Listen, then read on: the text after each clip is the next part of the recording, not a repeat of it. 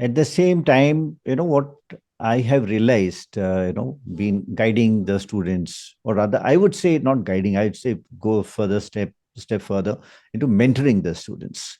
So when we say that a guy is not, he's not been able to perform for some reason, we have to make him understand why he has not been able to perform. Perhaps no, he doesn't have this insight. That is where the mentorship and all, it definitely helps imbibe or infuse that confidence, self belief in a person. Because I remember as one of my school types, school adjutant, and I think he was school adjutant, and that time the army chief General VK Singh was to come and preside over, be the chief guest. So there was a guard of honor parade, etc., and all those things. Now this guy was in his 12th class.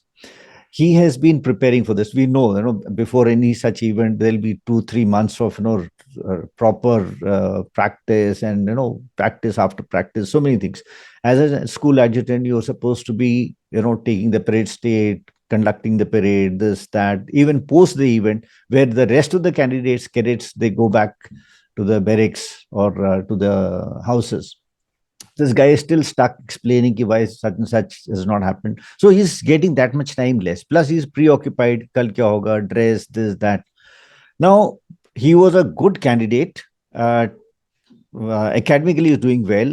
Now, because of this preoccupation, his percentages dipped in class 12th. And that affected his confidence level. So I asked him, I said, do you think, he said, मेरा confidence, मेरा intelligence कम हो गया. I said, why do you say that? तो इससे मेरे marks नहीं आ रहे. So I said, have you ever tried to reason out, तुम्हारे marks क्यों अच्छे नहीं आ रहे? So I said, even if, suppose you are not the adjutant, you would have got more time to study. You would have perhaps gained how much marks? 5%, 7%, 8%.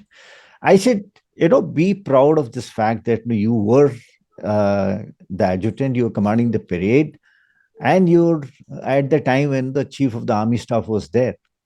How many other people can boast of this achievement? So he said, yes, sir. So I said, don't you think, it is such a great thing, great honor, it will be there for the lifetime. Had you got another 5-8% marks, that's just ठीक है, आपके 80% आए या 88% आए.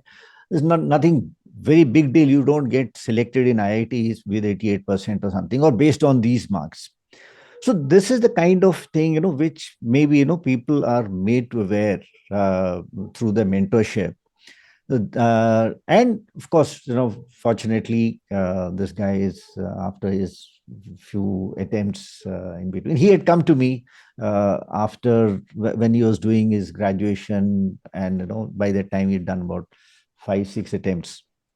So these sessions, I think they helped imbibe a lot of confidence or self-belief in him. Of course, he's a captain today. Is, I think, with Rajref or something. I don't remember. But yeah, the point I'm trying to say is that since all these time, I don't want to, cast any aspersion on a institute or something, for preparing these guys in a manner they do prepare, because that's what their parents want. They want कि IIT में आप निकाल दो बस इसी तरह से. So there are pressures. There are guys who are good sportsmen till 8th, लेकिन उसके बाद में तो allowed ही नहीं है. Now, when they come to institutes or coaching issues, and you are able to identify this kind of thing, maybe 2 to 3 weeks of refresher kind of thing, and make them realize, okay, there is much more to life than just studies. If that can be done, which I have found it, very, very, I'm talking about from personal experience of having mentored a lot of people like this.